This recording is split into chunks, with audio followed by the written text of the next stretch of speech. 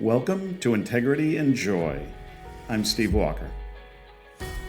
This is episode 10 of Integrity and Joy, Integrity in Uncertain Times. So welcome. This is Steve Walker. I'm a former U.S. diplomat, activist, educator, and now I'm a life coach. I help people with big transitions in their lives, getting unstuck, right? If you're starting off in life and trying to figure out how to create your journey, what to do with your career, how to have healthy relationships. If you're in a big transition or facing a big transition, starting or ending a relationship or a job or moving or dealing with the loss of a loved one, I help people with that too. Taking your performance to another level, right? Either personally or professionally. And then I'm a meditation teacher on Aura and Insight Timer, great apps. If you're not meditating regularly, you should be, especially if you're the kind of person who says, oh yeah, I tried meditation, it's not for me. Yeah, it's probably exactly for you. Don't give up. Keep an open mind. But I highly recommend those apps and hope you'll check out my meditations on them and follow me. And make sure you're following the podcast. And following us on social media at Integrity and Joy. And if you're interested in exploring how life coaching or being a part of one of our integrity circles, our version of masterminds, could really transform your life, go to integrityandjoy.com and let us know that you're interested, and we'll set up a free consultation. Anyways, thanks for joining us on the podcast. So I wanted to do this episode because we're a couple of weeks into the new Trump administration, and a lot has happened.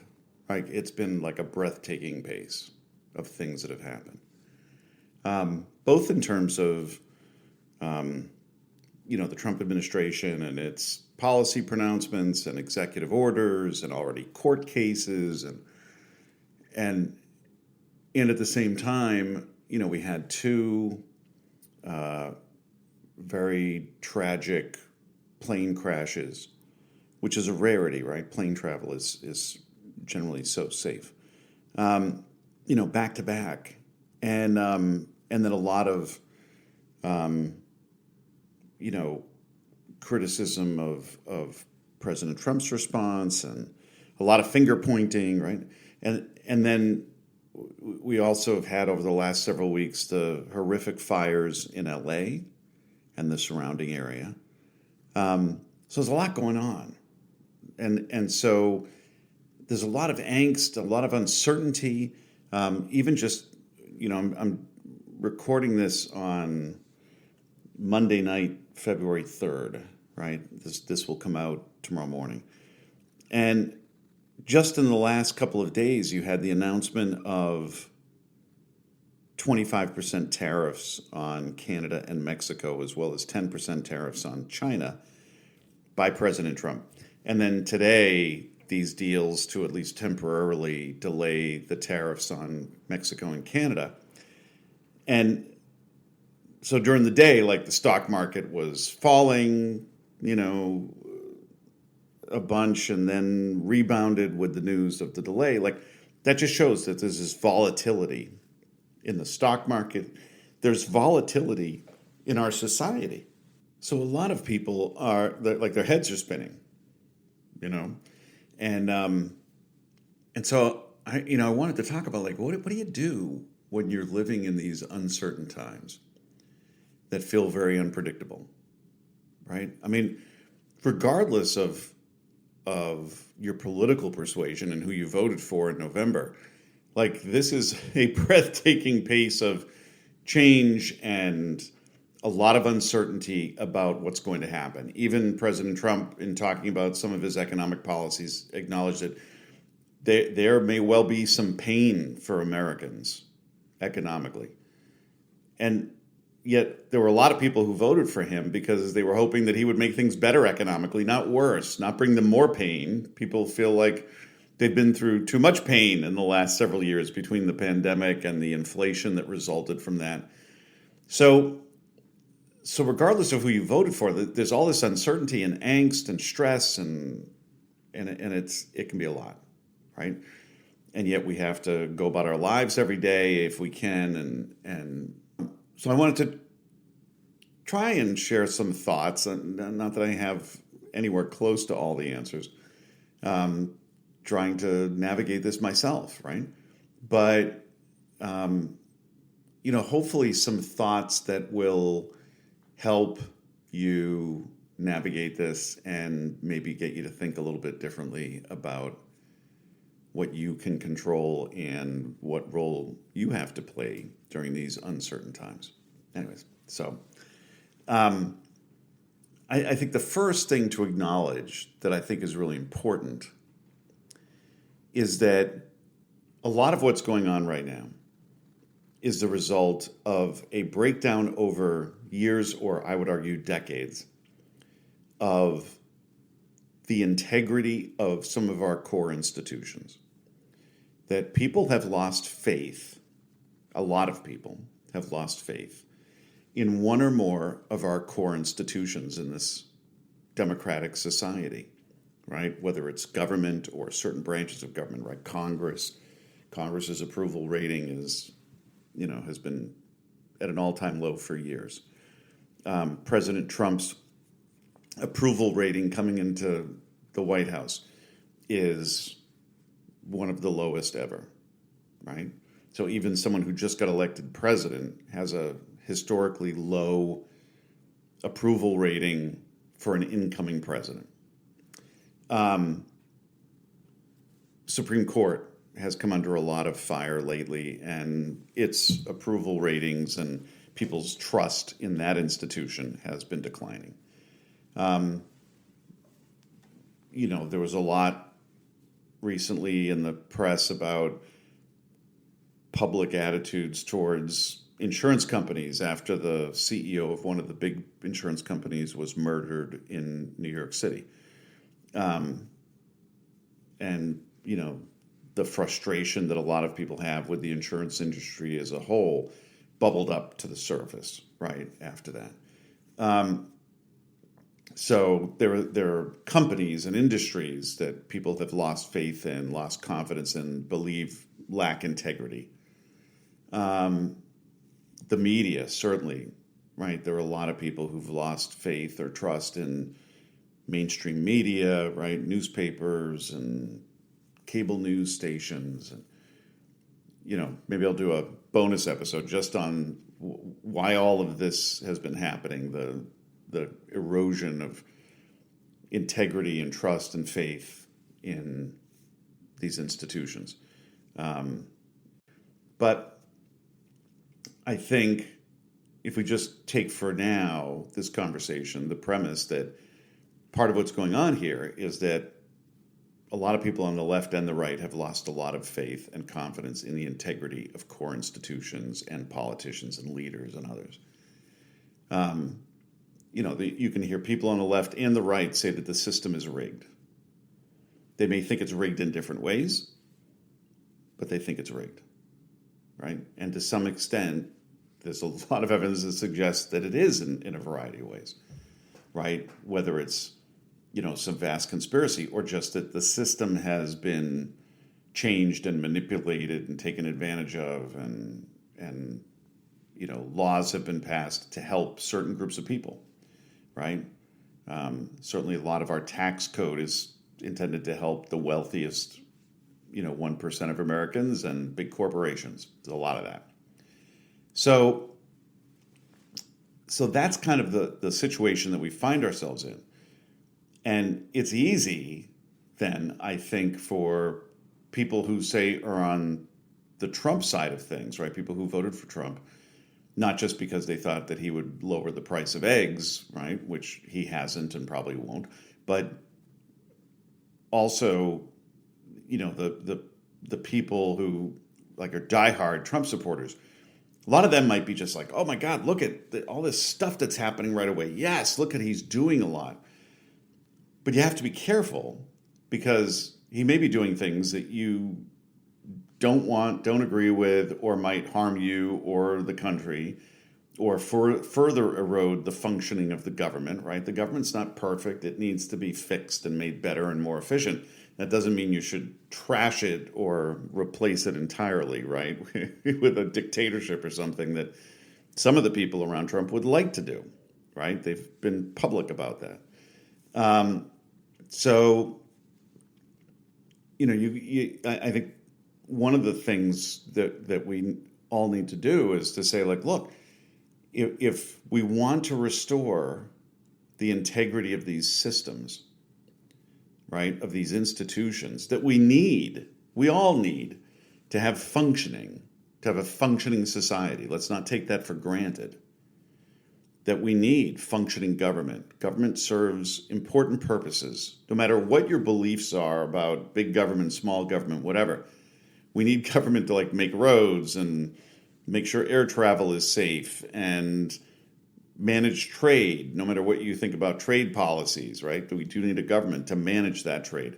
We need government to, at least the local level, to run our schools and, right, make sure we have clean water and clean air. I mean, there are basic fundamental things that the government has to do.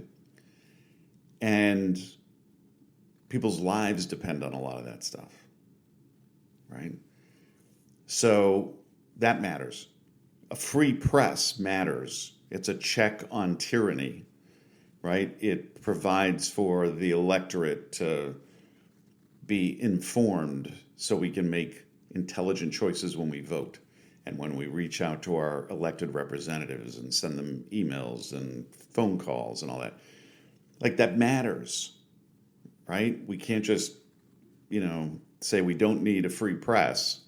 I'm going to get my news all off of random people on TikTok. That's not the answer, right? And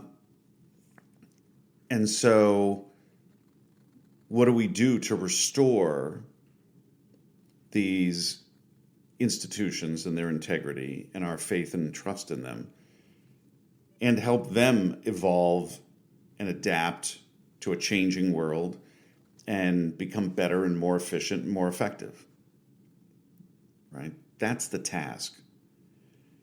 And so if you're a Trump supporter, or you're a progressive or a liberal, Democrat, moderate, independent, whatever, the first thing is make sure you're acting with integrity, right? And not just assume you are or wish and hope that you are, but actually take inventory right now. What are your core values? What do you really believe in? What really matters to you? And are you proud of those things? Are they good values? Do you think they're values that are going to help you play a role in our society, in your own community, in your family, that will bring more joy, more peace, more, better health, more love, right? A better life to you and the people around you, whether it's your family, community, state, country, whatever. Get clarity about those values that you really want to live by. And then make a commitment to live by those values. To be impeccable with your word, to use your word for good, not ill. Try to gossip less, judge less, right? More empowering self-talk, empowering talk towards your kids and your friends and your neighbors, right? How can you be a force for good, right? For love, for compassion, for empathy. Because if we go down the path of anger and hatred and distrust and all that, we're doomed. We have to get clarity about our values and make sure they're good ones. And then commit to living by them every day. Right? And then to make sure that we are acting and thinking and speaking based on reliable information. It is more difficult in some ways to have clarity about what is reliable information because there's a lot more overt bias in mainstream media than there was before, right? Fox News, MSNBC, whatever. A lot of people feel like newspapers like the New York Times and the Wall Street Journal have become more biased as well. And so as a result, a lot of people have stopped paying attention to those news sources. And they just go to news sources that either are more biased and just tell them that they're right, or they stop paying attention to news sources at all, and they get their news from like random podcasts about sports or music or random people on TikTok. And that's just not responsible. Sorry. Is it harder in some ways to know what's reliable information and what's not? Yeah, sure.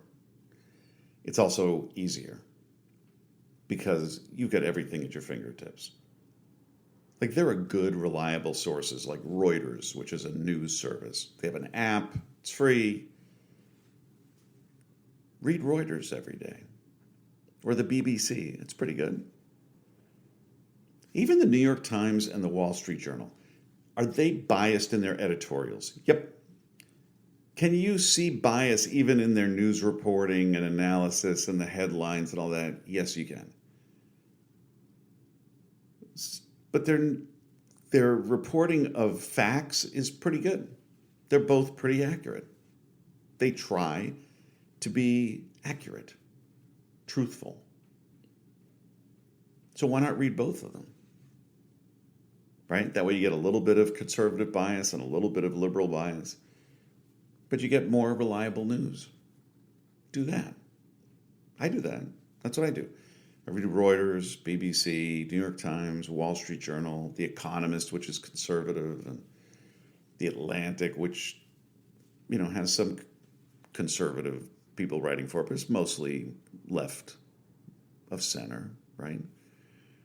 I try and get a mix of things, but I try to make sure that I'm reading stuff that is accurate.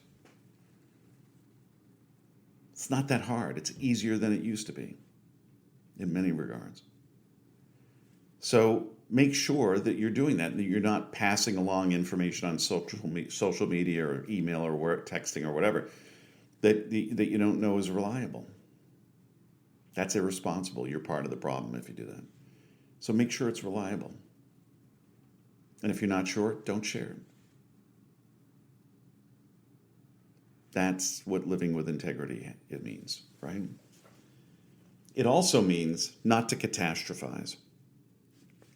And people on both sides do this, where you blow up things out of proportion. Everything's a crisis, right? And our society has been trained to do this, right? Because, CNN and Fox News and a lot of other media outlets have been doing that forever. Like everything is breaking news. I'm sorry, but not everything is breaking news. And so we then started, a lot of us, to catastrophize. Everything that people who disagree with us do or say is a disaster or outrageous, right?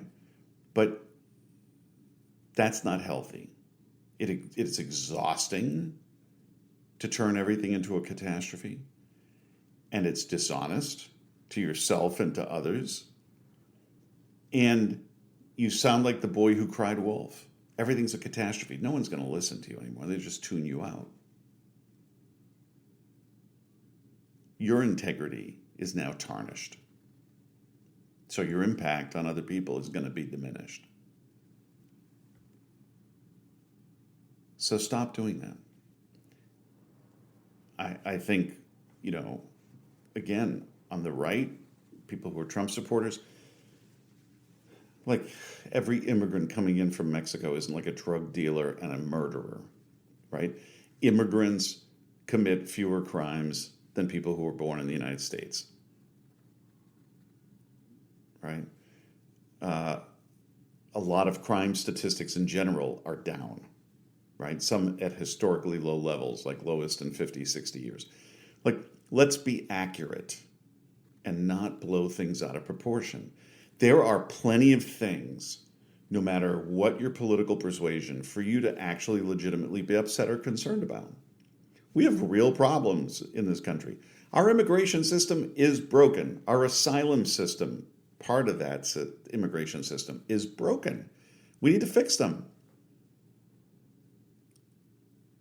So going around acting like every person who has brown skin or comes from Mexico or Central America is, part of a cartel or some kind of gang is racist and ludicrous and turns off people in the middle and on the left who could actually be allies in fixing the immigration system that is actually broken. Right? And similarly on the left, if you're looking at Trump and everything that he's done and said in the last 2 weeks, not everything is equally as disturbing, scary, a crisis, right? Harmful, right? Some of it's just noise intended to distract you and overwhelm you. Get clarity. What really matters? Like, again, go back to your core values. What are the things that are actually being done and said that are actually going to impact your core values? What you really care about? Focus on that. The rest of it you have to tune out. Right? Like, don't catastrophize every little thing. That's what President Trump and his supporters want you to do. They want you to make everything into a catastrophe, and it paralyzes you and exhausts you. That's what they want. It's called flooding the zone. Steve Bannon, Trump's, former close advisor, still influential supposedly. That's what he's talked about for years. Flood the zone. You will paralyze your opponents. So don't let them, right? So no matter which side you're on, stop catastrophizing. It's bad for you. It's bad for society. That's a big one. And then I think this is important too. Grow your circle of control. Like, don't just go flailing around complaining about and worrying about the things that you're upset about, that you're angry or afraid about. Figure out, even small steps, what can you do about it? What do you really care about? What really is affecting your core values and beliefs? And figure out some small step you can take today that you control. Call your member of Congress, your state senator, your, local newspaper, your mayor, right? Raise your voice. At least start with that. The more people who do that, the more these elected representatives are going to realize that there are people who are their constituents that want them to do X, Y, or Z. In the end, as long as we still have a functioning democracy, which we still do, as flawed and imperfect as it is, we still have it. We don't need to make it function worse and abandon it. That's just a path to tyranny. We need to restore its integrity. Well, we do that by doing it ourselves too, by acting like citizens and raising our voices, and whether that's protests or writing letters to the editor or calling your member of Congress. Act like you live in an open society with a functioning democracy, even if it's not functioning at its optimal level, which it certainly is not. But if everybody starts abandoning it because we've become cynical, then it's a self-fulfilling prophecy. It will die. So don't let it die. And encourage other people to also participate, to to vote, call your elected representatives, write letters to the editor of newspapers and other news sources, right? And be responsible in how you do it. That's integrity. And then I think also it's going into this with a lot of humility. That you don't have all the answers. You don't have a monopoly on wisdom. And therefore you shouldn't be holding everybody else to purity tests that they have to agree 100% with you on everything. Build alliances. Don't shrink them. Have empathy. Find common ground with people who may not agree exactly with you, but there's common ground. And start with that and build more common ground with them. But don't reject and cancel everybody who's not completely in line with what you want right now. That is a self-defeating mindset. Have integrity. Know that you don't have all the answers and you don't know the exact right way to do things at the right exact time. So have some humility. Have some integrity. Have some empathy. And find people that you can build alliances with, that you can collaborate with. Sometimes they're going to be strange bedfellows. They're going to be people who on a lot of things you disagree with intensely. But maybe on this one issue, you can come together. Right? When I was an activist, helping to lead the Save Bosnia campaign back in the 90s for the genocide in Bosnia, trying to stop that. There were people on my steering committee and there were grassroots activists who on other issues hated each other, were mortal enemies their entire lives. But they came together to try to stop the genocide in Bosnia. That was wonderful. Do that.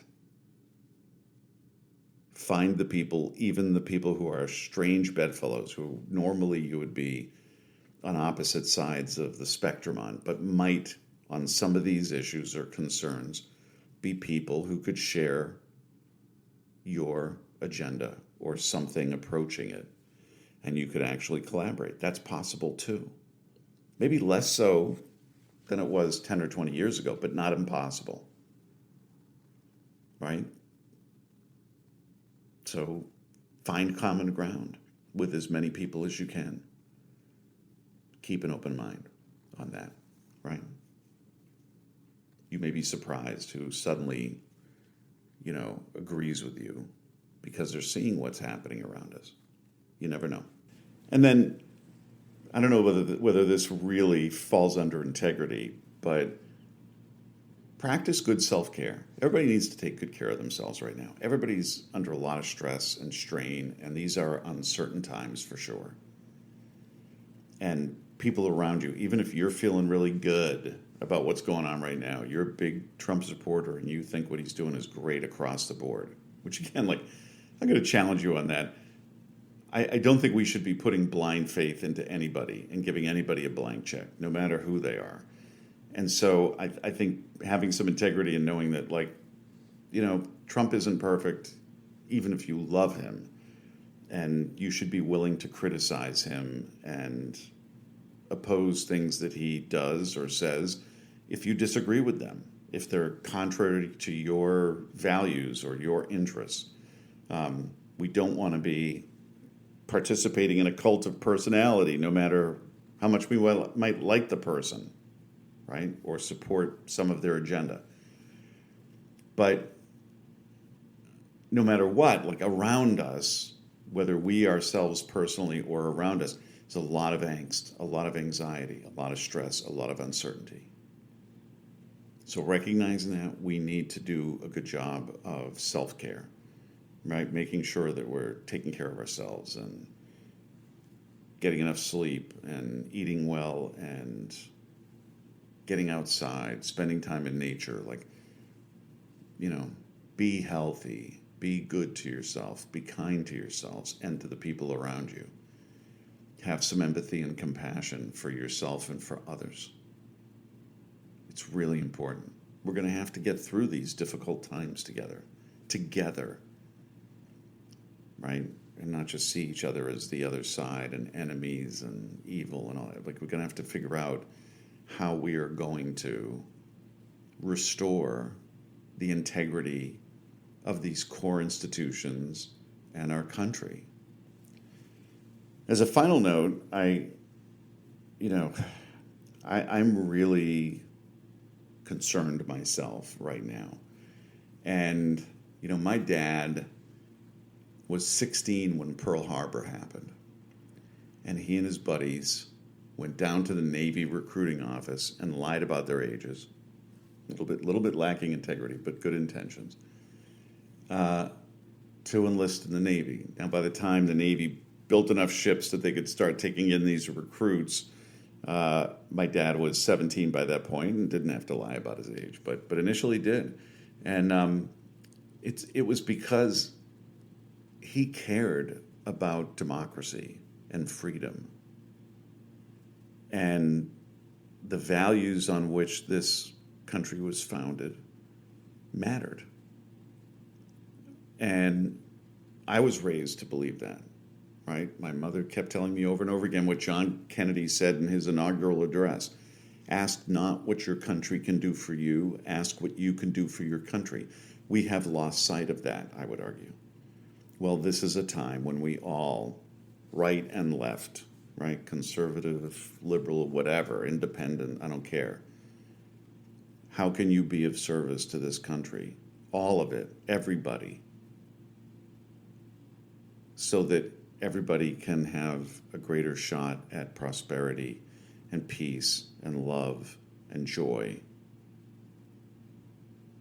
I lived in the Soviet Union during the waning years of communism. I know what it's like to live someplace where there isn't a functioning democracy, where power is in the hands of a very few people, and where people's basic civil liberties are being limited, and where people live in fear, and people are made to or encouraged to rat on their neighbors and their coworkers because they're not loyal to the government and to the leaders. And I don't want to live in that kind of country, and neither do you. We need to restore the integrity of our system of government, of our economy, make them function better. And it's not going to happen through tearing them apart, right? And it's not going to happen by acting without integrity or our leaders acting without integrity. So we need to hold ourselves and our leaders to a higher standard. It matters, right? And take care of each other, particularly the most vulnerable in our society. Not demonize them. Make sure they feel safe. I hope that was helpful to some of you and thought-provoking. If it was, then please don't forget to share it with other people and leave a rating and review. I appreciate you tuning in. Again, be kind to yourself, be kind to others, and I look forward to continuing the conversation with you next episode. In the meantime, I hope you have a great rest of your day. Thanks so much.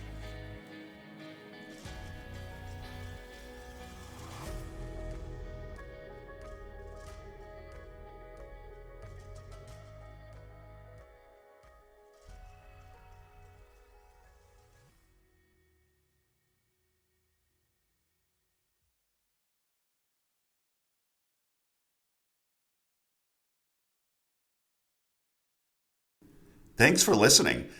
If today's episode resonated with you, imagine what we could accomplish together in a one-to-one coaching session.